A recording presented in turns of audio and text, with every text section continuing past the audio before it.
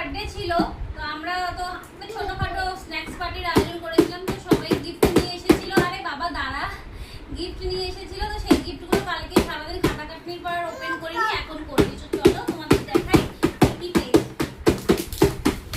একটু দাঁড়া তুই। ডোল ডোল ডোল ডোল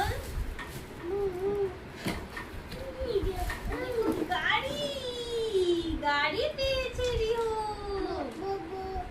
রিহু গাড়ি দেখো গাড়িটা কত সুন্দর। এই একটা গিফট। আমার গিফট ওপেন করতে খুব ভালো লাগে। ওয়াও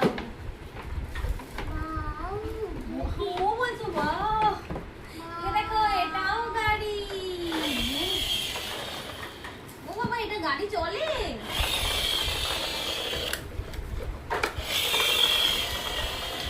এই আরেকটা গিফট, তিনটে গিফট পেয়েছিল।